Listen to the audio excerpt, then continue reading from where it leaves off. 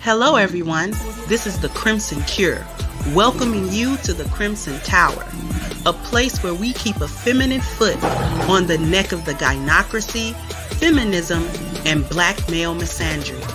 So go ahead, pull up a chair, stay a while, and listen.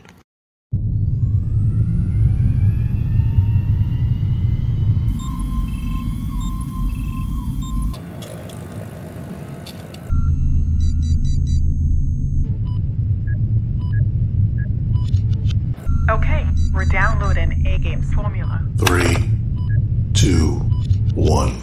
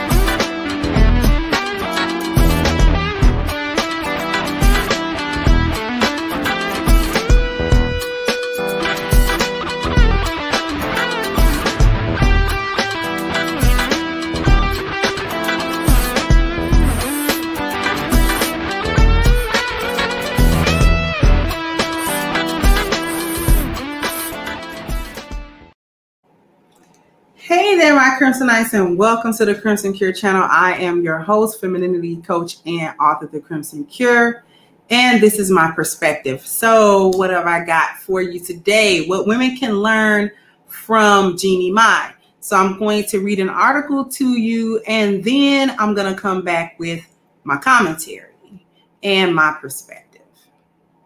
All right, so Jeannie Mai Jenkins praises the shift that happened in her relationship with Jeezy once they got married.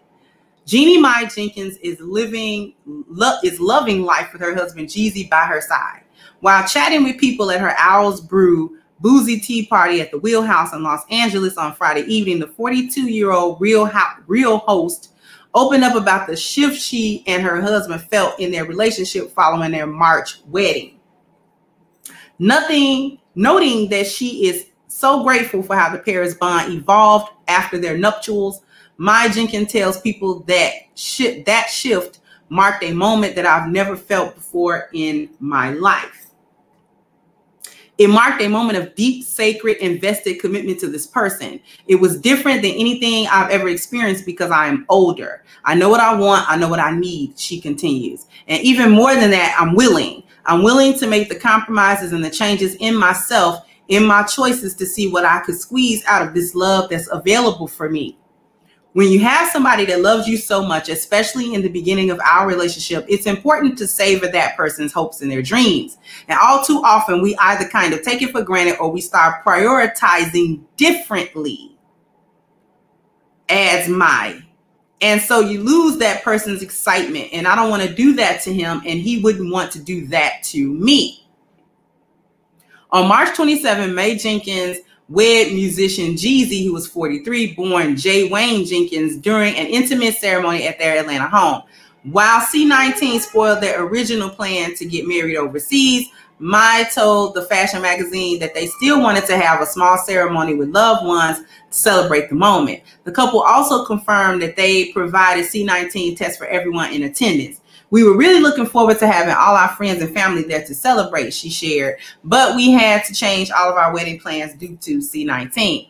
After Jeezy's mother unexpectedly passed, we quickly learned life is too short. And at the end of the day, Jeezy and I really just wanted to become husband and wife.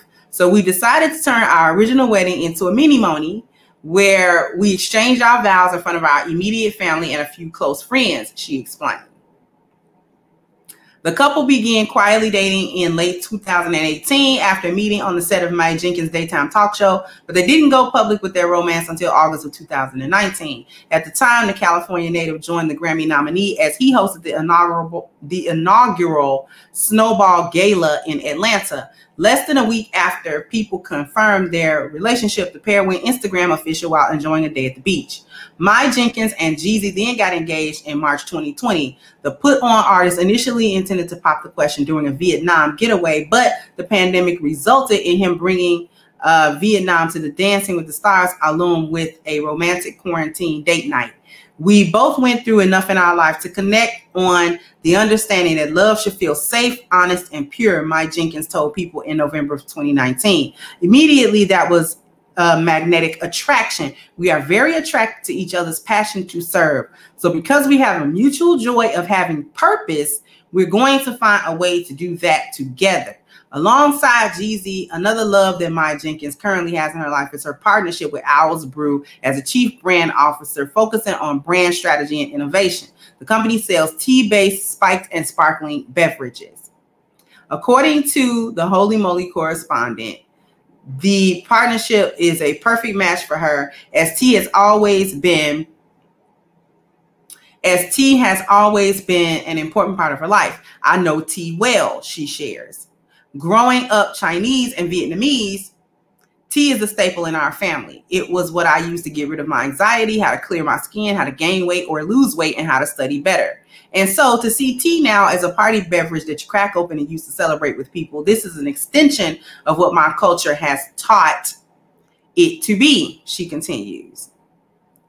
We want Owls Brew to be a concept that invites women to sit together, to elevate yourselves, to feel good about yourself, take care of yourself, and celebrate female founders. The partnership comes about at a perfect time as well, with more people now heading out and spending time with loved ones as C-19 restrictions continue to lift. People want to get out, and we should also be smarter about what we consume, Mai Jenkins tells People. Just because you're thirsty doesn't mean you have to take what's sitting on the shelf. Not only that, but 96% of the beverage world is controlled by men. Men are more primarily the founders and CEOs and have more access in the beverage world. She adds, why do they decide how much we drink? Because women drink as much as men. Okay. So,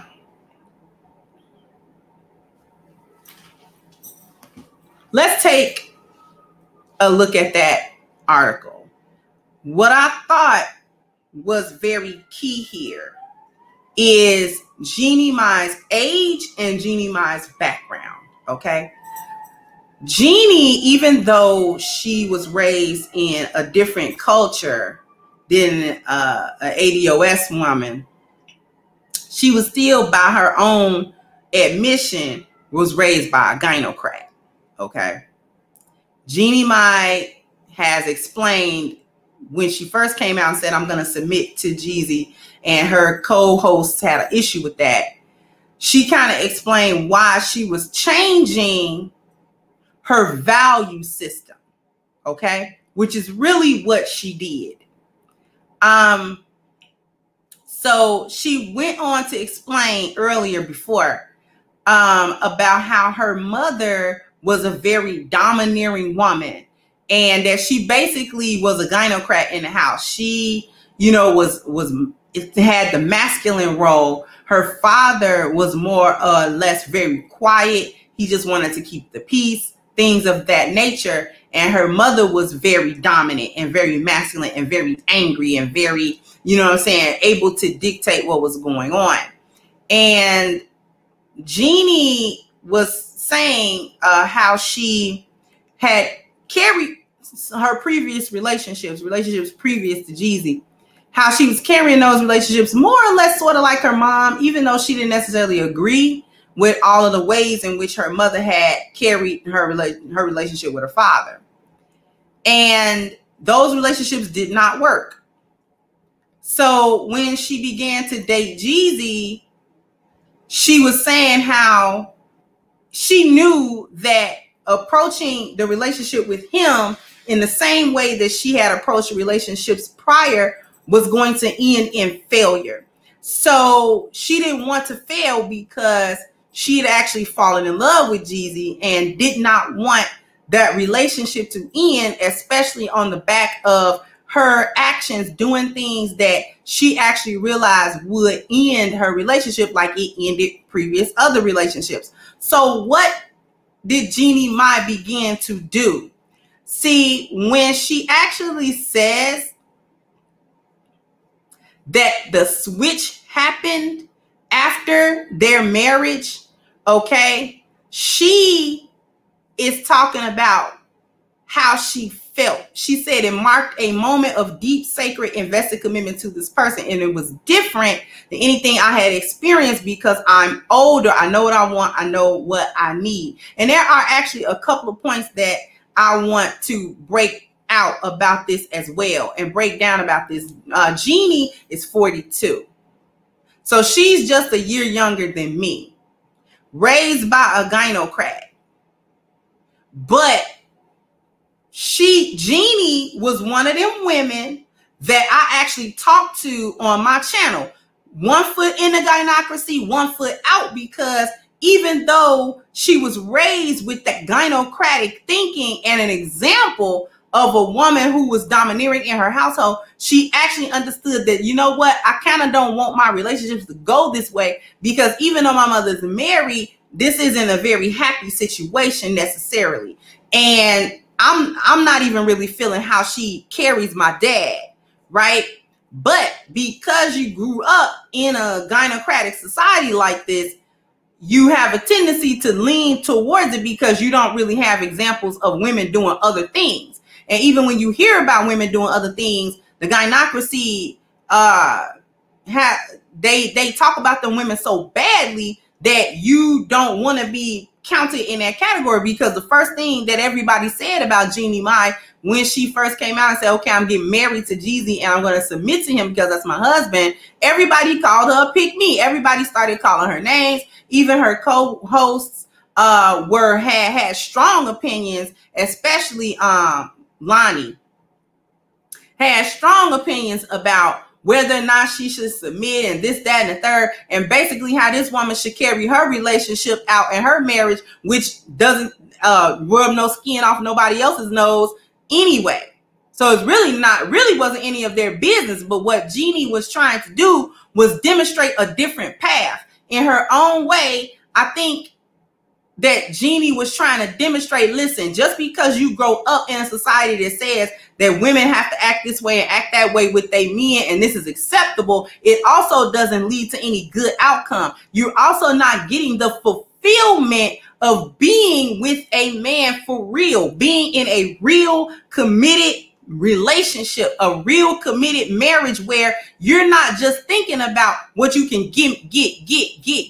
You're thinking about what you can give, what you can begin to do in this relationship to actually make it flourish. Because the other thing that she said it right after. She said, even more than that, I'm willing to make compromises and changes in myself and in my choices to see what I could get out of this love that is available for me. Notice she didn't say what I can get out of this man. She said what I can get out of this love. Okay, so basically what we have been witnessing without really realizing it is Jeannie Mai has been changing her value system to go from a gynocratic value system to a feminine one, to come from a masculine way that she was brought up to a feminine way that she was brought up. Because what I don't think people really understand is that while Asian culture is patriarchal in many ways, the women actually kind of are very dominant within the household. And we determine that as masculine, as pseudo masculinity that women are affecting. Okay, because even if you watch movies from their culture, they demonstrate that almost that tyrannical Asian woman, right, where nobody messes with her. They even named it Tiger Mom because they really were trying to depict it as towards children, but she kind of does that in her house, right? Runs the house with an iron fist to a certain degree, right? Because every culture has their pros and their cons. So what Jeannie basically was saying, even before when she first came out and said she was going to submit to Jeezy, that's what she was talking about. She was talking about the environment in which she was raised, right? And how it didn't help her. See, this is the beauty of the 10 life value system. This is the beauty of a channel like mine. because we get to reach women who are already in two minds about this situation, about being raised underneath a value system that says, hey, I can't be happy.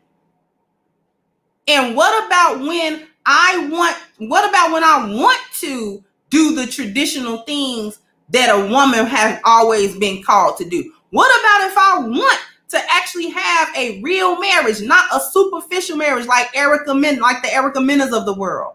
What if I want my man? What if I actually want the life that he's trying to give me?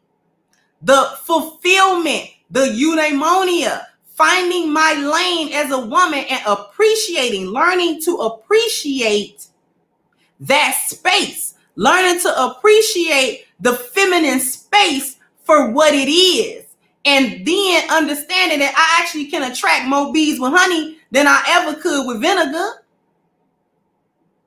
Right? Because that's what she's experiencing right now. Listen, she's shedding, and you can hear it at the end when she's like, well, you know what I'm saying, the other companies are ran by men. So you can hear the gynocratic vestiges still there. However, she already said, listen, I'm willing to make the changes in myself. I'm willing to continue to make these changes. I'm willing to continue to make these compromises. I'm willing to continue to make different, better choices than I used to make in order to do what? Keep my marriage going. I'm happy right now. So why would I go backwards? Why would I go back to anything that the Gynocracy told me that I needed to do in order to have a man? Because I'm not here to try to control Jeezy. I'm here to have a marriage. That's what I'm here to do. I'm not here to try to pull his puppet strings. I'm not here to try to subjugate him. I'm not here to try to make him my servant somehow. I'm here to be his wife. And because she didn't have that example in her home, I can imagine that Jeannie is trialing and erroring. She's doing some things very well. She's doing some other things that could be better. And she's doing maybe some still other things that Jesus is like, no, you can't do that.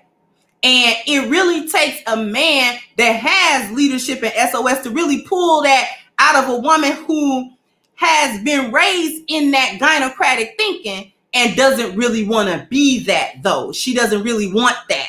She wants the things that this man is going to give her because she sees her fulfillment in that. She sees her happiness in that.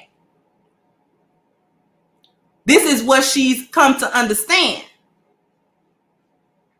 Why should I keep working against myself in the name of the sisterhood, trying to make sure that the women around me are comfortable with my decisions? Meanwhile, I'm miserable in my own home because of my decisions. So first of all, whose happiness comes before, mine or theirs? And then, okay, if I'm going to put my happiness before their happiness, fine. Now, between me and my husband, I have to do the things that make him happy. It just can't be a one-way street. It cannot be a one-way street. And that is what this current value system that we living under tells women, that everything has to be a one-way street. Everything flows to her and nothing comes from her except a bunch of chaos and problems. But the minute that she says, you know what, I'm going to take on a traditional role, I am going to be a traditional wife, I am going to find that feminine lane, and I'm going to stay there, and I'm going to find value in it so that I can actually have a long lasting relationship. Jeannie knows she's 42. Jeannie know this is the last ride. Let's break that down.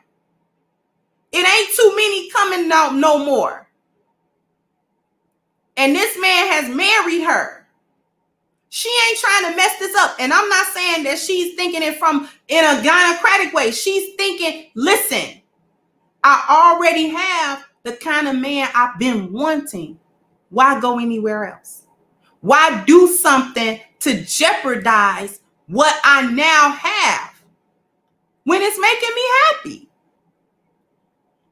What, I'm going to get out of here and get stupid? Run this man away when he has come to my life and made my life better? It wasn't all about the money for her and all about the pump in the show. C-19 hit, wasn't like, let's wait till after so we can have a wedding, so she can have a stunt wedding. She was like, okay, fine. Let's just invite our intimate family, friends. Let's just have a wedding in the house. We having a wedding in the house. Hello. But what does the Gynocracy say? The Gynocracy tell us that women like Jeannie Mai are stupid women, that she's a pick-me, she's a mammy, she's, you know what I'm saying? She's just a stupid, doormatted woman. But who's the fool? Who's getting what they want and who got to call into a show on YouTube to try to see what they got to do to get a man, and you 350 pounds with 5 kids and 4 baby daddies trying to figure out how you can get a man with 6 figures to take care of you. Boop! Knock it off. So who's really winning and who's taking L's? You tell me. Because it seemed like, no, even though I can still hear a little bit from that article of, okay, a little bit of the Gynocracy is still there, she's still making a huge effort, more effort than a lot of these other feminist gynocrat hyenas would ever try to make in a marriage, especially in the beginning. She's not trying to do the bait and switch. She's trying to buckle down and say, okay, I'm trying to learn how to really hold my position. That's what I'm trying to learn how to do. Some people may say it's too late, whatever, but this is my marriage. It ain't too late for me because I'm married to him. So how can I make sure to hold my position and hold it proudly, hold it firmly, hold it in my feminine space and my feminine energy, and not try to take it over and make power struggles for him that nobody needs? I watched my mother do the power struggle thing, and it just diminished my father, and I never liked that. So I'm not going to do that to my husband. Sometimes when you raised by a gynocrat, it do the opposite thing. It tell you what you don't want, because you're actually sitting there looking at it like, this can't be right. This can't be the only way to have some type of relationship. It's just not possible. It has to be a different way for me to do this. Please tell me there's a better way, because I'm looking for a better way. I'm on the hunt. I'm looking for a better way. Somebody tell me. So the question on the table for me is that, are the women who are looking at Jeannie Mai, are y'all really looking at her like she's stupid? Or you 42 and ain't never been married before? You 42 and always been for the streets. You 42 and would have rather been a mother than a wife, because being a mother was easier and didn't have no standards except for the ones you created, and being a wife was too hard. That's my question. Are we really going to say that Jeannie Mai is doing something wrong? Because the Gynocracy would have you think that, yes, she's doing something very wrong. She's going against the status quo. She's going against what this culture said women are supposed to be doing. So they would tell you that indeed she's doing something very wrong. But not when she's getting the fulfillment, not when she's working towards getting the fulfillment through her marriage. So you can't tell me that she's doing something wrong, because many women are in her position. There are many women in this country who always had one foot in, one foot out, and was like, you know what, let me pull both my feet out. Because I'm not, before I reach the point of no return, let me get both my feet out so I can actually have some type of happiness in my life. Because constantly going down these little roads or whatever, this is all stupid. I'm not liking any of the outcomes and any of the choices that I'm seeing. I'm not liking any of them. And like I said, that's the beauty of a channel like this. It's also the beauty of making sure that you can have your value intact. But the way to get this value intact is to get this value system intact first. She actually looked at the value system that was enacted in her childhood home and in society that she lives in now and said, no, I can't do that. I'm not going to be able to just put his money or his profession or his, external things. I'm not going to be able to just put that at the forefront and only focus on that, to the detriment of the things that really are the most important. My spiritual, my health, my family, my appearance, my dwelling. I'm going to have to switch. I'm going to have to change what I value, because this system says value a man only for what he can do for you, but don't value the man. And she made a conscious decision to say, no. I value the things that he does for me, but I also value the man.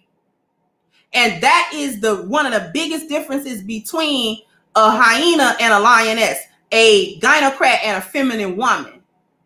Both of us love what the men do for us, sure. But for a feminine woman, it does not stop there. It actually goes further, because we actually invest our heart into a situation. We actually invest ourselves into this relationship. We actually submit ourselves underneath the leadership, the system, order, and the structure of that man. And we really be trying to do that. We really be trying to support it. We really be trying to be about that. And we may stumble and fall. We're not going to do everything perfectly. But at the same time, you are attempting, making a real attempt, a genuine attempt to really do these things. And you're not messing everything up. It's some key things that you're getting right. And it takes a man that has that leadership, that has that system, order, and structure to actually have the patience and say, I can see this effort. I see the value in that woman. Let me give her an opportunity to display that value to me.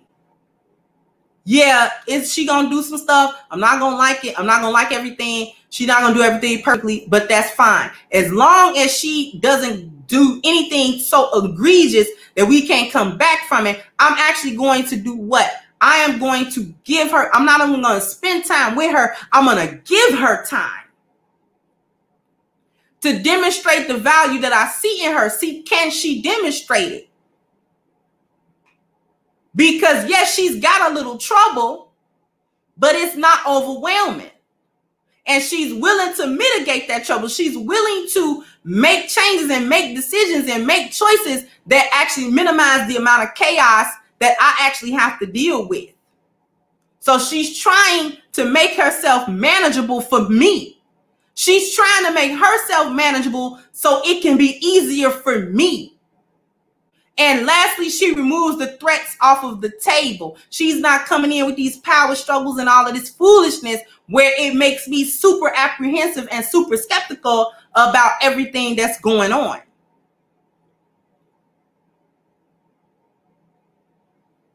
Right? And in turn, what Jeannie is doing is saying, let me value this man's provision. Let me value it. Let me value his problem-solving skills. Let me value his protection. Let me value his procreation. Let me value these things in real time, in real life, for real. So that I can have a real marriage and a real relationship and real love. How about that? So here's my advice to Miss Jeannie Mai, if she ever sees this. Much love and respect to you and your husband. I hope that you have a wonderful relationship and continue to have a wonderful relationship for your forever. Continue to do that work, that path that you've started, because it is a difficult path in this day and age. Many will write us off, women like you and I. Older women, we was raised in a certain situation, seeing certain things and decided, you know what, it's got to be a better way. And I'm going to do a better way. And there are men who write us off and there are women who write us off. But it doesn't matter. As long as your marriage is working and working well to where the both of you are happy with the progress and the direction of the marriage. Okay? Don't pay any attention to what any of these other people are talking about. She shouldn't submit, blah, blah, blah, blah. That's your marriage. They're not living in the house with Jeezy. You are. They're not doing the day-to-day and going through the motions of the day-to-day marriage. You and him, y'all are doing that in y'all household. And it's not anybody else's business or problem. So I would say to Jeannie Mai, if she ever heard this, much love and respect. Keep doing what you're doing. For the other ladies, my audience who are listening to me, this is what it is. When you make choices to come away from that sort of corruptive value system and accept your role as a woman, your true role as a woman, the different options open up for you. Different options open up for you. You really don't have to deal in the gynocratic value system. You really don't have to. It's not a must. It may be common, they may be normalized it, but there's nothing normal about it. What's normal is being a feminine woman and acting in that energy at all times. Because your husband or your potential husband is actually going to value that much more than anything else you bring to the table. That's going to be the most valuable thing you can bring. Your femininity, your support, your insight. These are the things that you're supposed to bring to the table. Your nature, your insight, your beauty, your fertility, your submission, the power, the passing on of the culture that he gives you. These are our pros, not our cons. Okay? So what I want everyone to do is sound off in the comment section. In your opinion, what can women learn from Jeannie Mai? Considering this article, considering other things that you know about her journey and her life with Jeezy thus far, what can women of this culture actually learn from her and how she's approaching her marriage? Okay, so sound off in the comment section. I would love to hear everyone's thoughts. Like, share, and subscribe to the channel if you have not. Once again, I am your host, The Crimson Cure, and this was my perspective. Bye-bye, Crimsonites. Hey guys, please like, share, and subscribe to the channel and hit the notification bell. And if you've got more to say on the topic, leave a comment down below. Also, don't forget to support our sponsor who so graciously supports this channel by clicking the description box and the link for A-Game at agameherbal.com. You can go ahead and get a 10% discount off of your next purchase using the code Kendra10. This has been yet another Crimson Cure production, and I'll catch you guys on the next one.